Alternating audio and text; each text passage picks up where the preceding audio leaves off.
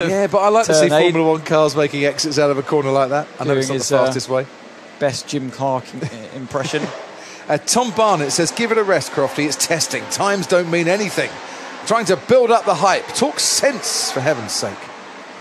Oh, don't be such a spoil sport, Tom. I do keep saying the times aren't completely relevant. Well, but when you see Fernando Alonso pop up, not just with that time, but the way the car looked and the way it handled and performed over the course of that lap, you know, it does make you sit up and take notice and have a little bit of a think. And he's only 3/100ths of a second off Max Verstappen.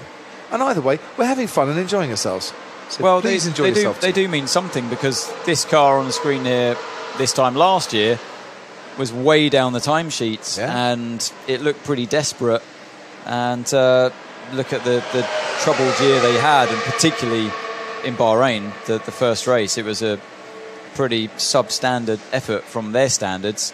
And I mean, the other thing to look at as well on the flip side, Lance Stroll at the end of the first day's classification last year was P4 in the Aston Martin. He was P4. History repeating itself, sort of thing. With a 34.7, and Fernando's done a 32.8. Wow. The fastest time last year was Pierre Gasly in the AlphaTauri with a 33.9. So I think there was more sandbagging. And my gut feeling is there was more sandbagging going on at the start this time last year than where they are now. Because of the regulation change. And we had 4 days as well, didn't we?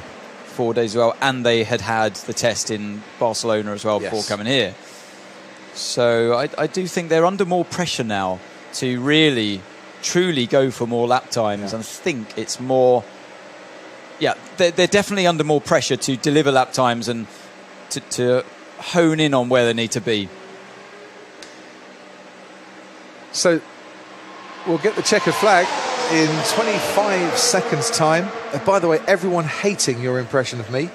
Really? No, they love it, actually. And it's lights out and away we go. Yeah, see that? There's the AlphaTauri and the Alpha, whatever it's called. Coming into turn one, it's a big lock. Oh no, it's a crash. It's a crash. Is that any better? Sound like a crash. You're blushing. You know that was good. That was spot on. I've had years of impersonating. Lewis Hamilton crosses the line with a checker flag out. End of play there. So he makes his way back into the pits slowly. Honestly. Brilliant day for Lewis Hamilton. Thank you very much indeed, David Croft. I'm Anthony Davidson. I'm from Hemel. I am world champion. I sound nothing like that. You do. When you walk through the streets of Hemel, strutting like a proud peacock that you are, from Hemel. Thank you, Track Life and Joe Hollis, for your messages and the stunning impression from Anthony Davidson, which I think is a very neat way to bring this day to a close, Anthony.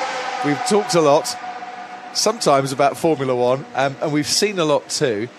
And amidst all of the lappage that's been going on today, 157 of them by the defending champion Max Verstappen. That is some return to work day for Max Verstappen.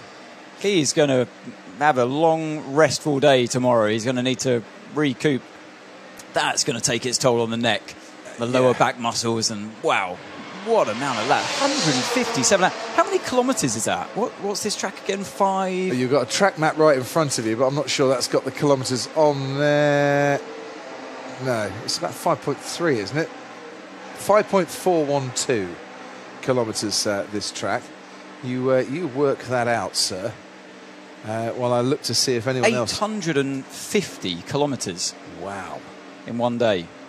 That's 152 laps completed by Mercedes. 527 miles. Okay, so in a Formula 1, driving flat out in a Formula 1 car.